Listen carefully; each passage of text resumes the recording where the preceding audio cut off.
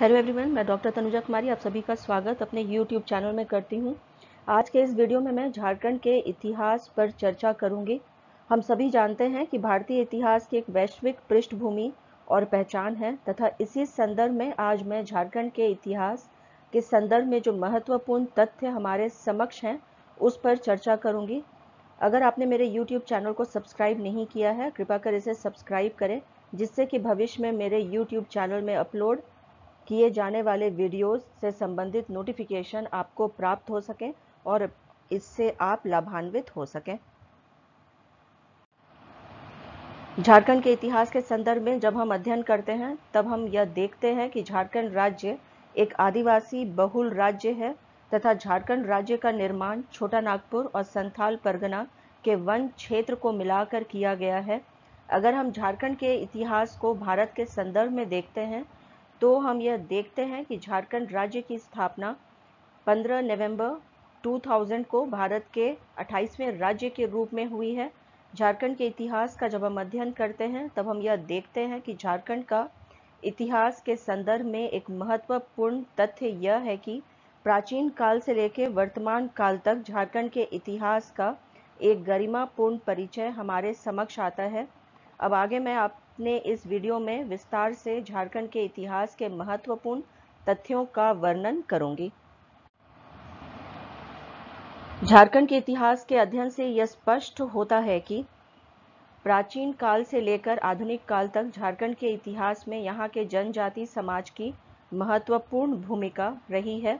झारखंड का इतिहास के अध्ययन के क्रम में हम यह देखते हैं कि झारखंड का इतिहास का प्रारंभ पाषाण काल से ही दिखाई देता है।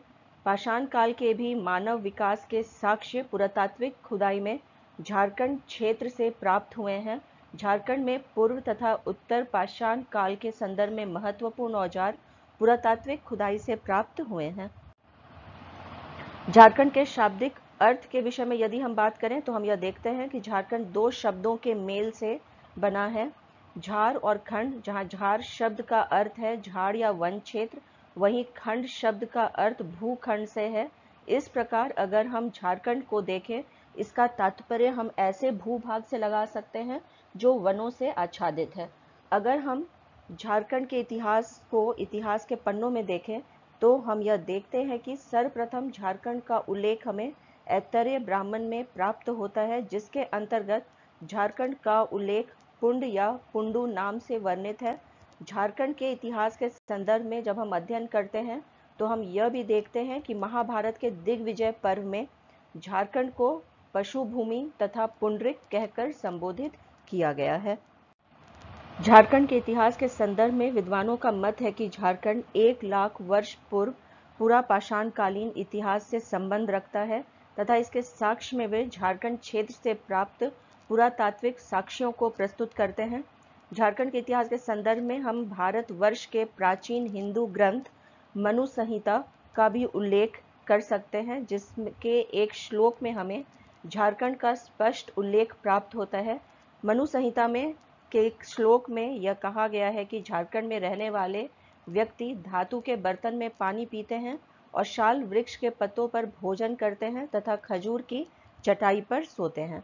झारखंड के इतिहास के संदर्भ में जब हम अध्ययन करते हैं तब हम यह देखते हैं कि भारत के इतिहास के अध्ययन की तरह ही झारखंड के इतिहास के अध्ययन के लिए भी हमारे समक्ष अनेक स्रोत उपलब्ध हैं, जिसमें पुरातात्विक स्रोत का महत्वपूर्ण स्थान है। इस स्रोत के अंतर्गत हम मूर्तियों, स्मारक, भवन, सिक्कों तथा अभिलेख जैसे साक्ष्य पाते हैं। अगर हम साहित्यिक स्रोतों के विषय में बात करें तो हम यह देखते हैं कि झारखंड के इतिहास के संदर्भ में साहित्यिक स्रोत भी उपलब्ध हैं। साहित्यिक स्रोत के अंतर्गत धार्मिक और गैर धार्मिक दोनों ही साहित्य उपलब्ध हैं और साथ ही साथ यूरोपीय और फारसी साहित्य से भी झारखंड के इतिहास को समझने में हमें काफ़ी मदद मिलती है। पुरातात्विक स्रोत से झारखंड के इतिहास के संदर्भ में महत्वपूर्ण जानकारी प्राप्त होती है। इस संदर्भ में हम झारखंड के बोकारो से प्राप्त हस्त कोठार का उल्लेख कर सकते हैं।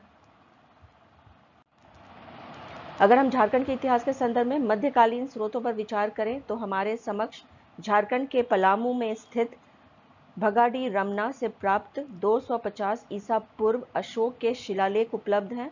अगर हम मध्यकालीन स्रोतों की बात करें तो यहाँ पर झारखंड की राजधानी रांची का उल्लेख करना अत्यंत आवश्यक हो जाता है, जहाँ से कुषाण कालीन सिक्के प्राप्त हुए हैं। भारत के इतिहास की तरह झारखंड इतिहास का भी जब हम अध्ययन करते हैं तब हम यह देखते हैं कि झारखंड में भी विभिन्न राजवंशों के द्वारा शासन का साक्ष्य हमें प्राप्त होता है। झारखंड के इतिहास के अध्ययन के क्रम में हम देखते हैं कि विभिन्न ऐतिहासिक स्रोतों में झारखंड को विभिन्न नामों से संबोधित किया गया है। ऐतरेय ब्राह्मण में झारखंड को पुंडू कहा गया है। विष्णु पुराण में झारखंड को मुंड कहकर संबोधित किया गया है। वायु पुराण में झारखंड को मुरुंड कहकर संबोधित किया गया है। भारत के महत्वपूर्ण धार्मिक ग्रंथ भागवत पुराण में झारखंड को कुकुट प्रदेश कहकर संबोधित किया गया है। भारत के महत्वपूर्ण ग्रंथ महाभारत में झारखंड को पशुभूमि तथा पुंडरिक कहकर संबोधित किया गया है। अगर हम भारत के पूर्व मध्यकालीन साहित्य का अध्ययन करें तो हम यह देखते हैं कि झारखंड को कालिंद देश कहकर संबोधित किया गया है। झारखंड के संदर्भ में अगर हम वेदों की बात करें तब हम यह देखते हैं कि ऋग्वेद में झारखंड को जहां किकट प्रदेश कहकर संबोधित किया गया है, वहीं अथर्ववेद में झारखंड के संदर्भ में वर्णन करते हुए व्रात्य शब्द का प्रयोग किया गया है। झारखंड के इतिहास के संदर्भ में जब हम प्राचीन विद्वानों की रचनाओं का अध्ययन करते हैं तब हम यह देखते हैं कि टॉलमी द्वारा झारखंड को मुंडल कहकर संबोधित किया गया है। भारतीय इतिहास में ऐतिहासिक स्रोत में फायहान को और ह्वेनसांग को महत्वपूर्ण स्थान प्राप्त है और इन दोनों ने ही झारखंड के संदर्भ में अपने रचनाओं में उल्लेख किया है। जहां फायहान ने झारखंड को कुकुट लाड कहा है, वहीं ह्वेनसांग ने झारखंड के संदर्भ में वर्णन करते हुए कीलोना सुफाला ना का प्रयोग किया है। अगर हम महत्वपूर्ण ऐतिहासिक रचनाओं की बात करते हैं तो उसमें अकबरनामा का भी नाम आता है। इसमें अबुल फजल ने झारखंड शब्द का प्रयोग छोटा नागपुर प्रदेश का वर्णन करते हुए किया है। इसी प्रकार हम यह देखते हैं कि आईने अकबरी में झारखंड को कोकरा और खंकरा कहा गया है। प्रसिद्ध ऐतिहासिक ग्रंथ तुजुक ए जहांगीरी में झारखंड को खोखरा कहकर वर्णित किया गया है। प्रसिद्ध विद्वान J.H. हेविट के द्वारा झारखंड के संदर्भ में वर्णन करते हुए इसे चूटिया नागपुर कहकर संबोधित किया गया है। अगर हम समुद्रगुप्त के समय के भारत के इतिहास का अध्ययन करें तब हम यह देखते हैं कि इस काल में झारखंड को मुरुंड कहकर संबोधित किया गया है। प्रसिद्ध लेखक मिर्जा नाथन ने अपनी रचना बहरिस्तान ए गैगो में झारखंड को कुकरा देश कहकर संबोधित किया है। इस प्रकार हम देखते हैं कि झारखंड का इतिहास अत्यंत प्राचीन समय से ही इतिहास के पन्नों में विभिन्न नामों से वर्णित रहा है तथा विभिन्न कालों में इसे विभिन्न नामों से पुकारा गया है। इस प्रकार हम ये कह सकते हैं कि यहाँ पे झारखंड का जो इतिहास है वो काफ़ी पुराना रहा है और इसे हम पूरा पाषाण काल से जोड़ करके देख सकते हैं।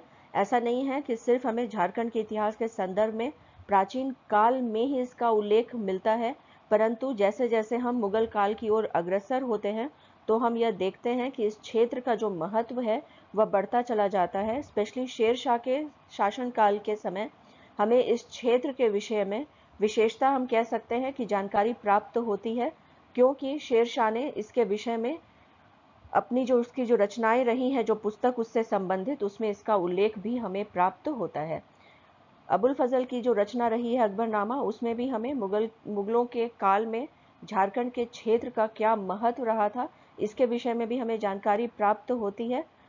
मूलतः हम यहाँ पे ये कह सकते हैं कि झारखंड जो क्षेत्र है वो अपनी विशेषता जो है वो बनाए हुए रखा था और साथ ही साथ अभी के समय में भी हम कह सकते हैं कि इसके संदर्भ में जो इतिहास है उसकी जानकारी हमें प्राप्त हो रही है।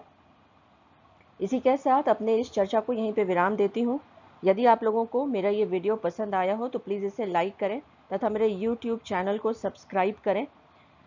यदि यहाँ पे बात की जाए हिस्ट्री ऑफ झारखंड के विषय में तो जो नेक्स्ट वीडियोस होंगे इससे संबंधित उसमें मैं जितने भी रिलेटेड अन्य जो फैक्ट्स हैं उसके विषय में जानकारी दूंगी। इसी के साथ thank you, please stay connected.